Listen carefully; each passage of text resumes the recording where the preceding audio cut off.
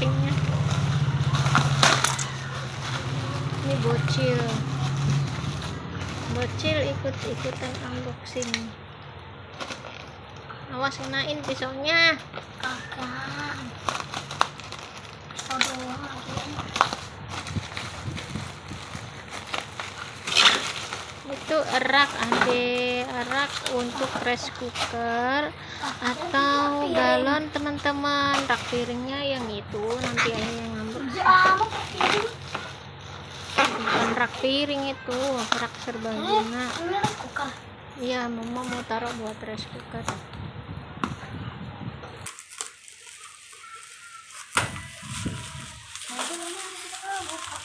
Nah, jadi ini tempat untuk menyimpan rice cooker atau galon teman-teman. Coba deh berdiriin deh, pasang, bisa nggak pasang? Jadi kontrakanku tuh nggak ada dapurnya. Nah, untuk kontrakan yang sebelumnya tuh ada dapurnya, jadi aku nggak perlu beli rak-rakan karena aku pindah kontrakan, aku nggak ada dapurnya, jadi aku beli. Coba pasang deh. Nah, kontrakan aku berantakan teman-teman, kontrakan sepetak di Jakarta juga udah lumayan mehong. Nah, ini udah jadi teman-teman. Turnya hilang satu. Hilang satu anak akhir. Sama setan. Bisa tempat galon dan rice cooker. Nah, videonya disambung besok paginya, dilanjutkan dengan sama suami aku untuk buka rak kedua. Ini rak besi siku serbaguna ya teman-teman. Nah, ini tuh bisa dipakai apa aja ya, bisa untuk rak buku, rak dapur, dan juga untuk rak toko atau rak gudang ya. Ini dari berbahan besi. Ini beratnya tuh bisa menahan beban sampai 500 kilo. Dan ini aku beli yang 5 tingkat ya teman-teman. Nih harganya sekitar 344.000, tapi belum termasuk ongkir ya teman-teman. Nah, ini suamiku coba ngerakit. Untuk ngerakitnya tidak diperlihatkan secara gamblang atau secara utuh ya teman-teman, soalnya suami aku pun masih belajar, dan ini pun juga lihat dari YouTube juga, soalnya bingung, belum pernah beli yang model begini. Dan ini tuh si Akil, anak bocil tuh suka banget ngeribetin ya, dia tuh senang kayak yang bantuin gitu ya teman-teman, ngerakit. Nah, padahal dia semalam juga udah ngerakit yang kecil yang untuk rice cooker ya, tapi dia tetap ikut-ikutan lagi. Nah, ini penampakannya ya, singkat cerita udah berdiri aja ya teman-teman. Nah, ini yang tengah aku lebarnya aku luasin karena ini aku mau pakai untuk tempat rak piring ya teman-teman, jadi nanti biar nggak kesempitan. Nah, ini tuh untuk kayunya itu menurut aku bukan kayu sih ya, tapi tulisannya kayaknya kayu, tapi itu tipis dan agak lentur gitu ya teman-teman. Dan ini lagi dipasang ya sama suami aku, udah jadi aja.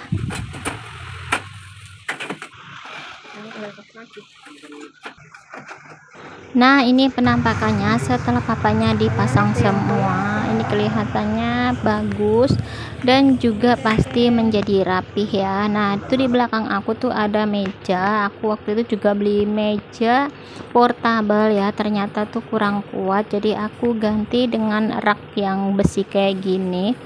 Nah, ini siang harinya setelah suami aku udah selesai ngerakit, aku mau beres-beres ya teman-teman. Jadi untuk meja portabelnya tadi aku udah lipat aja, aku nggak pakai lagi.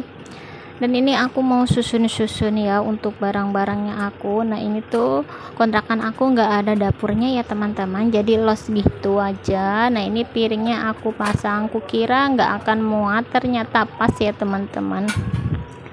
Tapi untuk bawahnya nggak bisa dikasih nampan ya untuk airnya, jadi tetap langsung ke papanya gitu ya teman-teman. Nah, kalau untuk piringnya harus dielap benar-benar kering biar nanti papanya tuh nggak gampang basah, soalnya ini tuh kayak papan buatan gitu ya teman-teman.